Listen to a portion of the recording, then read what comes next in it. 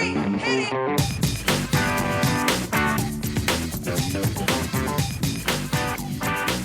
Good morning, good afternoon, good evening, and welcome to today's Caffeine for the Soul.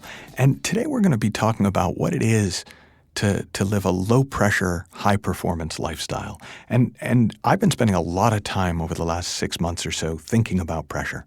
That feeling of having to get on and do something, having to achieve something, lest some gradually closing in on you monster reaches up out of the darkness and eats you alive. And I've always felt it. I've always felt varying degrees of pressure, at least in my work. The pressure to perform at my best, the pressure to keep going, the pressure to deliver at higher and higher levels of quality as a result.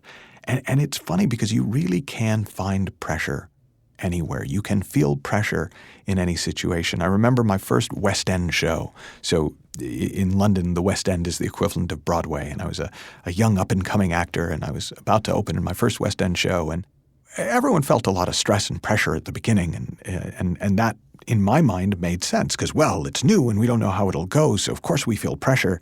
But what I found fascinating was some of the more seasoned actors felt more pressure once the show was a hit and as we got deeper into the run. And I didn't understand that. And they said, well, you know, when we were just starting out, there was no pressure because we were just starting out. Nobody had any expectations. But now people come to the theater expecting us to be funny and expecting it to be great. And that's much more pressure. And even though I didn't really understand it at the time, I found it kind of fascinating because I realized that I'd made up that it was natural to feel pressure at the beginning, but not later. They'd made up that it was natural to feel pressure once you were successful, but not before. Which kind of implied that we were both making it up. And that's really the thing about pressure, is it's made up. It's like we create a looming monster and then run from it, thinking that somehow the fact that we're running is progress. Now, who or what the monster that's looming behind us is, it can vary. So sometimes for some of us it takes on the form of poverty or bankruptcy, and sometimes it's argument or divorce, and other times it's just a vague sense of something bad will happen if you don't do whatever it is you think you're supposed to do in the time frame and at the level you think you're supposed to be able to do it.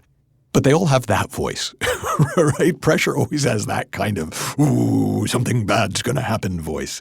And for me, I think what's begun to really change my relationship with pressure isn't that, oh, I feel so much of it. It's that I'd noticed over the last 6 months I was feeling less of it than ever. I was kind of worried that I wasn't worried enough. I started to kind of put pressure on myself to feel pressure. And the thing is, when it does show up now, I kind of am at a loss as to how I ever performed at all with it. I'm not used to it anymore. So you know the story about a frog in a boiling pot, that if you turn up the temperature slowly, it'll stay in there until it boils to death. I've been told that isn't actually true, but most people know the metaphor. Well, for me, those moments where I feel pressure now, it feels a bit like I imagine it would for a frog who's wandering by the boiling pot and looking at all the frogs boiling to death in there and going, well, maybe there's something, maybe it's a hot tub. And he jumps in and then goes, this is terrible, and jumps back out and can't understand why those frogs would want to be in that pot. Well, when you start experiencing high performance without pressure, when pressure does come up, when you feel that in you, it's distressing. It's like, what the heck? So now what's interesting to me is that while I've been feeling less pressure than ever before, my life is as filled with activity as ever.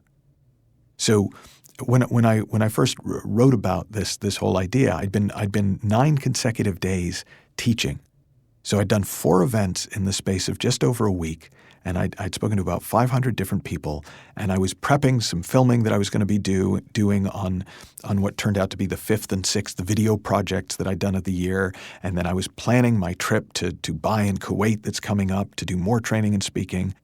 So it wasn't, oh, well, I'm not feeling any pressure because I'm not doing anything. It was just that I'm doing a lot, and I can do a lot because it all feels fairly low-key. I'm not unhealthy. I'm not having to do stuff to stave off stress and to kind of recover particularly. And here's the thing. I can't tell you one magic game-changing insight that I had that led to me experiencing more of a low pressure, even no pressure, high performance life. But I want to share with you a couple of questions that I've been playing with, and I think you might find that they're certainly worthy of exploration. And the first one is just a question for yourself. Can you really get things done without the pressure to deliver? Now, for me, this question really came to a head this year because most of you know I've been writing books and editing books since the early 1990s. And one thing that I've sort of prided myself on is I've never missed a deadline. Now, I've never been early for a deadline either, but somehow, with seconds to spare, I've always delivered. And with my new book, Creating the Impossible, I not only missed the first deadline, I missed the second deadline. They had to move the publication date of the book twice. And I didn't know what to do. I felt this sense of embarrassment and shame. But the thing was, I hadn't felt all the pressure and panic building up to the deadlines that I used to. And so my first thought was, I need that pressure in order to deliver.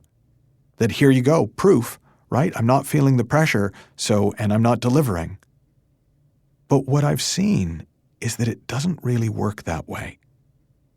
When I couldn't pressure myself, threaten myself, cajole myself into writing any faster, when I missed all those deadlines, what happened was I saw that I'm just used to running on deadline pressure.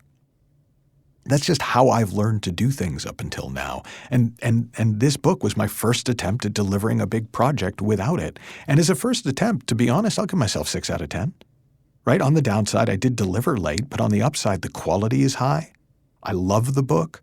And I really think that it's going to do some good in the world when it comes out. And I'm confident that if I continue to write without using pressure as my motivation strategy, I'll continue to learn how to create without the pressure to perform. And that leads to the next question, which is, would you perform better or worse without the pressure to perform? Now really think about that. Would you perform better or worse without the pressure to perform? And when I ask audiences this, they're split pretty 50-50 down the middle.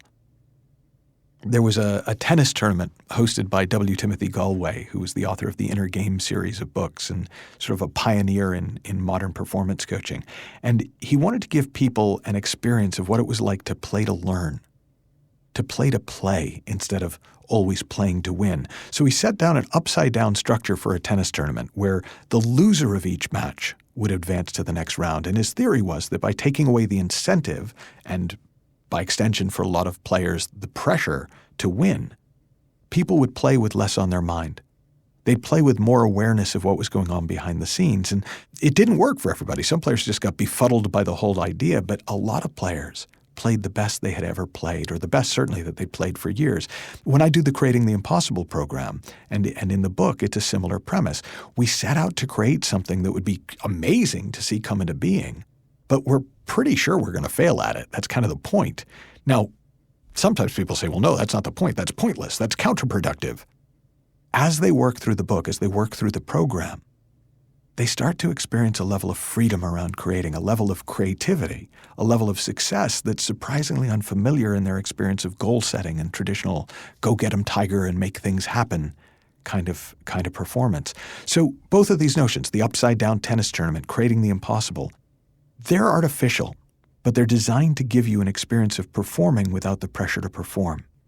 And the payoff comes when you realize that human beings never perform better when they're up in their heads obsessing about results. We never perform better when we're up in our heads worrying about consequences. We never perform better when we're thinking about anything that's outside of our direct control. So I actually wrote about it in Creating the Impossible, and here's how I wrote about it. There is no pressure pre-existent in the world or inherently present in any given situation. The only pressure we can ever feel is 100% generated via thought in our own mind. Pressure is just a thought that comes and goes of its own accord. So what are your thoughts about deadlines and pressure and performance? What would your life be like if you could give up pressuring yourself without giving up on your dreams? What would it be like to create without the pressure to perform? Have fun, learn heaps, happy exploring. and I'll talk with you soon.